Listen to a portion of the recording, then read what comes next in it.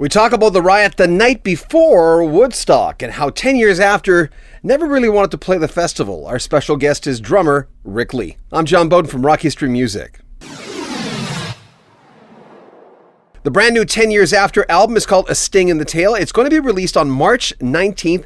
I've had a chance to listen to it. There is not a bad track off it. If you're a fan of the band or a fan of the classic rock sound, there are some groups that don't have it anymore. 10 years after, man, I know Alvin Lee is long past, but I highly recommend this album. And in this series, we'll be talking about specific songs, and we'll also have a feature on it on March 19th on our sister site, Rock History Book.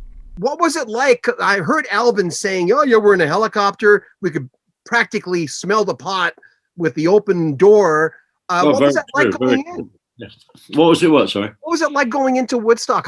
Were you jittery? Were you excited? What was the feeling you were feeling personally? Well, just a little bit of background to that. We weren't really aware of what it was because our manager had kept turning it down. Frank Barcelona, our agent, kept calling Chris Wright, our manager, and saying, listen, I think you should do this show. It's going to be 50,000 people. That's a big audience, you know, because in those days, 50,000 was a lot of people. And he said, it's going to be 50,000. You need to do this show, you know. And he ran off a few of the acts that had got signed in the early days.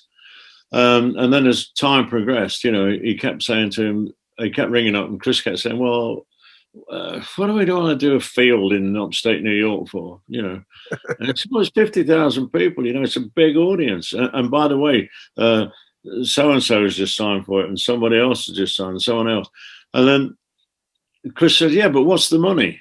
You know, and Frank said, well, and he told him, and Chris said, well, we're making more than that doing the Auditoria. You know, we can do on our own, we can do 3,000 people. And when we're with somebody else, like we're playing with the Mothers of Invention, you know, and we're playing with Blood, Sweat and Tears and those guys, we can do 5,000 plus, you know, and the money is better. And we're playing to a lot of people, you know, 10 days, we've played to 50,000 people. And in different cities, you know, we're not stuck in one place. What's the point in this? So finally, Barcelona picks the phone up and he says, Chris, you got to do this, because he said, Janis has just signed for it. Jefferson Airplane have signed for it. The Grateful Dead have signed. The Who have signed. And finally, Jimi Hendrix is just about to sign. So you got to do this. It'd be crazy not to. And thank God we did. So what was it like going in? So we're on a tour. We were actually on partly, we played the Newport Jazz Festival before that. And we were on a tour. We actually did a gig with Nina Simone the night before Woodstock in St. Louis. And we had a bit of a riot there, which was not very comfortable.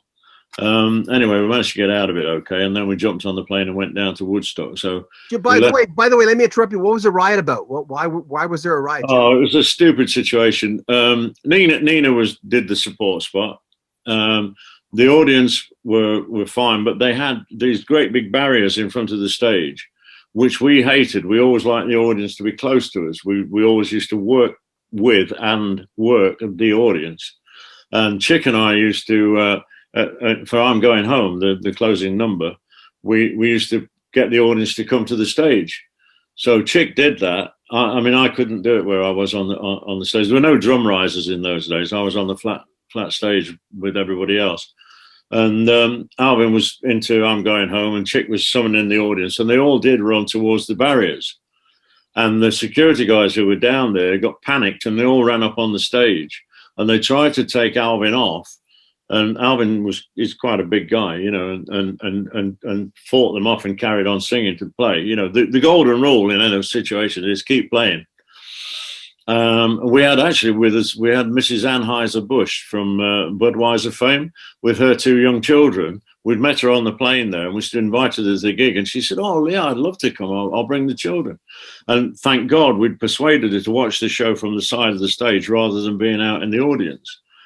And one of these security guys, stupid thing, he picked a chair up and threw it into the audience. And of course, that was the beginning of the end. They started throwing. In those days, you could have bottles of beer in the audience. You didn't have to have cups and so on. And they started throwing beer bottles, you know, chairs, you name it. It was all flying at the stage. And we had to leave the stage, which, as I said, the golden rule usually is carry on playing, but in this one it was not possible. And one of our crew got hit by a flying bottle on just above his eye, and there was blood everywhere. We thought he was seriously injured. Thank God he wasn't, and there was no glass in the car, and he didn't get damage in his eye either. But we got him bandage wrapped around his head, and he was all right. But we ran for the dressing rooms, and we stayed in there. We basically barricaded the door just in case, because we didn't know what was going to happen. Mrs. Anheuser-Busch and her kids were with us. And then we had the 2 limousines. They called up the limousines, and they came and waited for us. And we ran out the stage door into the cars and left as fast as we could.